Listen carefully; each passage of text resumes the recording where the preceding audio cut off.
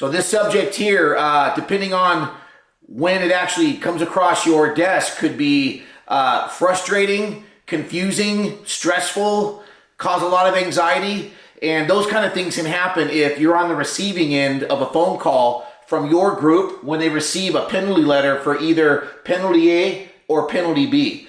I promise you, I say this so many times on my videos, and I do this because I hear it a lot, I see it a lot. I'm actually on the calls when these happen, and that is, you do not want to be the broker of record when one of your groups gets this letter on your watch. Whether it's a letter for penalty A or penalty B, you don't want to, because the group's going to blame you for not protecting them from this, for not educating them on this. So this is kind of high level. I encourage you to look out for my newsletter that I'm going to put out on this, where I dive a little bit deeper. I show a couple formula calculations to kind of help you wrap your head around this, because if you've only sold major medical for most of your career, then you've never really had to worry about penalty A or penalty B, because a fully insured plan covers that. But in this day and age, a lot of folks are moving away from major medical, moving away from self-funding, level funding, because they can't afford it, and they're looking more at MEC plans. MEC plans can protect you from these penalties and also mitigate from heftier penalties. So first and foremost, the penalties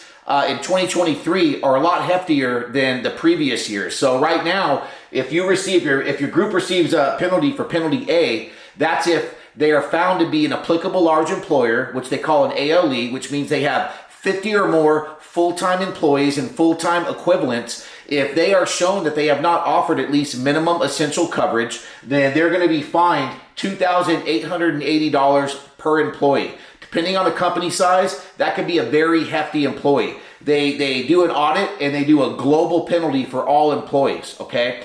The difference between penalty A and penalty B is that penalty B gets put on an employer per employee that goes to the state and gets a subsidy, or some people call it a premium tax credit, because the employer was not offering sufficient coverage that met the required ACA mandates, meaning the plan did not meet minimum essential coverage or minimum value, so they had to go to the state and get a subsidy and receive a plan. So in that case, your group's going to receive a penalty per employee for $4,320. Again, you don't want to be the broker of record when these things happen, because a lot of times you're backpedaling and it makes it worse. And also it makes you very vulnerable to that competing broker who's been calling on the group, waiting for their opportunity. Promise you, this is the best opportunity for a broker to displace you if you're not on top of this. So anyway, again, look out for my article. I dive a little bit deeper. I'm very easy to connect with. You can reach me on LinkedIn,